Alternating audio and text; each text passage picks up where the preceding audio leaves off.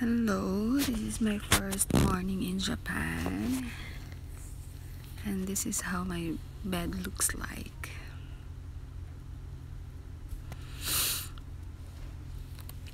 Kakagising ko lang yan at may appointment ako ng 8:30 para pumunta dun sa Shakushu, which is the City Hall,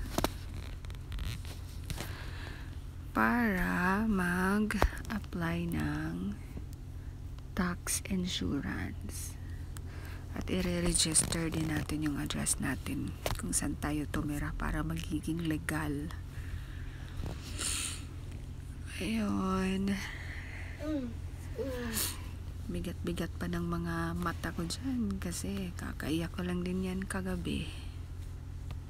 Panay ang iyak natin, girl. Wala namang nag-utos sa'yo na pumunta ka dito. Tiis-tiis na lang para sa pangarap mo. Malay mo, baka magbubunga din lahat na iyak mo.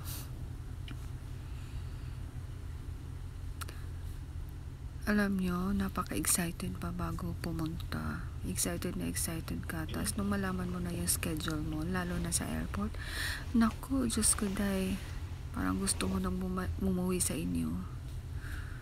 Parang pinipray mo na lang na sana hindi matuloy, sana hindi matuloy. Wala nang atrasan to, girl. Pinasok mo to, kaya panindigan mo.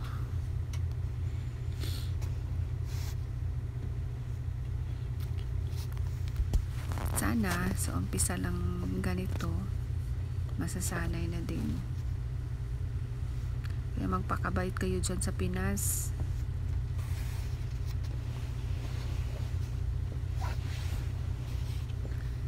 Tinitiis ko yung ano dito. Namimiss ko kayo lahat.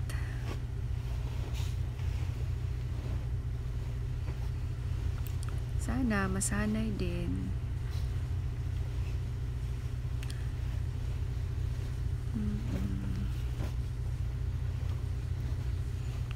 Iba pa naman yung lugar dito. Di kagaya nung unang napuntahan ko na lapit-lapit lang ng mga tindahan. Dito malayo. Advantage lang din yan. Sana makapag-ipon kasi malayo sa mga bilihan.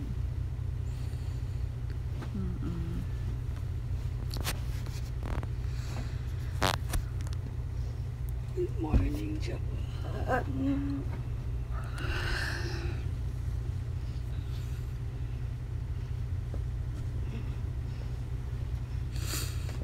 Susunduin ako ng mentor ko ngayon para pumunta dun sa Shakushu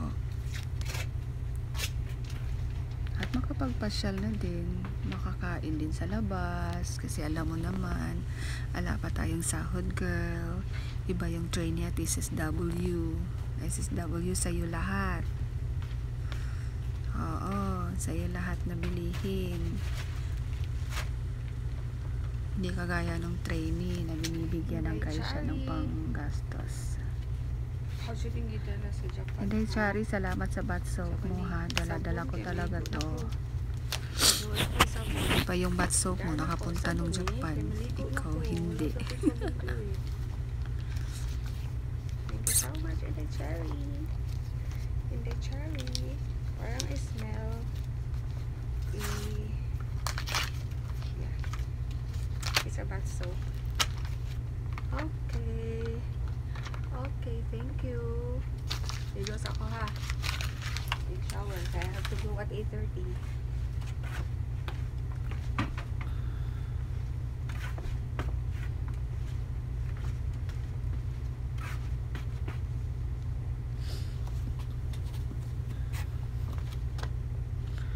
Doble-doble ang suot natin ngayon, girl.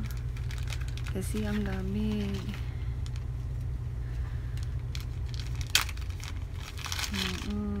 Mag-i-snow pa mamayang gabi. Sa unang araw ko sa work, mag-i-snow. Papasok na ako niyan kinabukasan eh.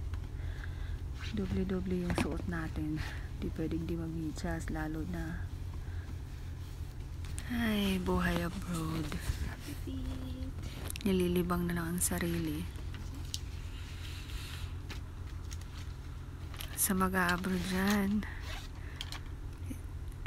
pag-iisipan talaga, lalo na sa mga may anak na may iwan sa Pinas.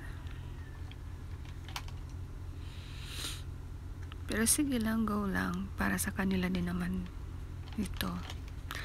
Para sa pamilya ang laban na to. Di bali nang tayo yung maghihirap kaysa sila yung mahihirapan sa Pinas. Di ba? Kaya thank you guys.